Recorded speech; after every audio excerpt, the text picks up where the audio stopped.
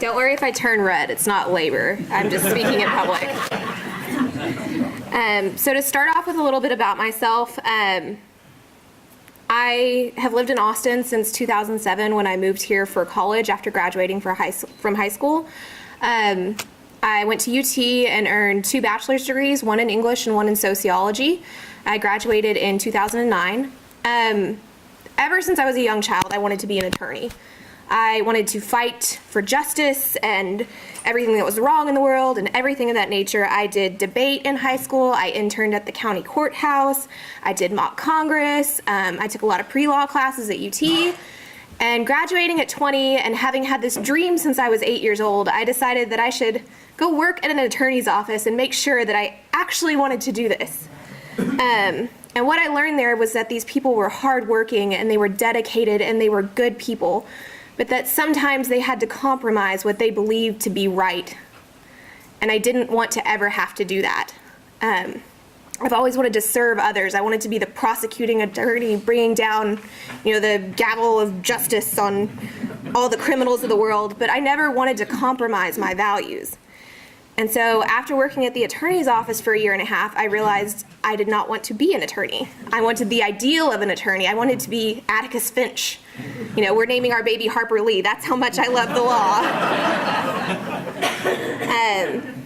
But I didn't want to have to compromise. I wanted to serve and to serve fully. And so then I heard about Austin Grad. I've always been intimidated by education of this sort, primarily because I'm intimidated by scripture and by religion. I wasn't raised in a religious household. Both my parents and my husband's parents are what we like to call cultural Christians. We celebrate Christmas and we celebrate Easter, but that was kind of all we did. Never went to church, never had any kind of Bible lessons or anything. And I was very, very intimidated. And I remembered that intimidation this semester, starting in Dr. Napier's class. I had a student come up to me and say, this is all going over my head, it's all too much, I don't know what's going on. Not to berate your class is great. He just felt, it was his first class in the master's program with me, and he just felt entirely intimidated.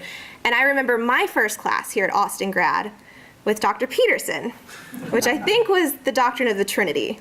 And that was not possibly, I should have started with baby steps. But it fit the time slot, and I took it, and I just remember sitting there thinking, I have never felt this dumb in my entire life. I'm never gonna understand any of this. And that's not true. Now I've learned so much at Austin Grad, and I was glad I was able to help this student and say, you'll get through it. There's kind of a learning curve. Once you hit the top of the hill, it's all great from there. You've just got to get there. The other thing this student said to me was that he was dedicated to a 4.0 GPA, which is a completely admirable goal. I think I got a B in that Dr. Peterson class, and it drove me insane. And I went to my youth minister, and he asked me how it was going, Brandon Pierce, who now teaches a class here, and I said, I've never made a B before. I don't understand this. I don't know what to do with this. And he said, sometimes making a B is good. It tells you that you're learning. It tells you that you don't know everything and that you're making progress there. And that's one of the things that I love about Austin Grad, is that I can tell that I'm making progress and that I know my professors. Austin Grad is a very personal school to me. I've been to dinner at Dr. Stanglin's house.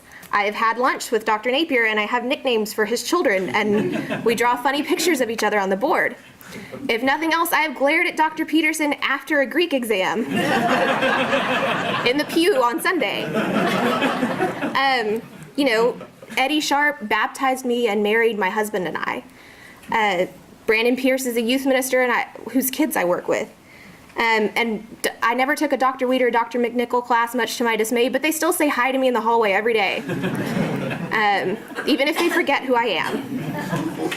And I love that. I love that I know my professors, but better than that, I love that they know me here. Last year, my best friend was dying of breast cancer, and it was a very hard time. It's still hard. But I'm not a very emotional person. I don't cry. and I don't get weepy, and I don't get upset. I didn't cry at my wedding, my husband did. I'm just not that person. And so I remember showing up sometime to Todd Hall's class, research and writing, and he would just let me sit there and be silent and just kind of stare. And he knew I was taking my notes, and he knew I was doing my thing, but he knew me well enough to know that I'm just that person, that I'm going to show up and I'm going to deal with it, and please just let me be that way. And all my professors were like that. I was in Dr. Stangelin's class the day she died, because to me, school it centers me, it focuses me. And he said a brief prayer for her at the very beginning of the class, and then we continued with class. And nobody came up to me and pushed me because they know me as a person. Obviously, I'm expecting.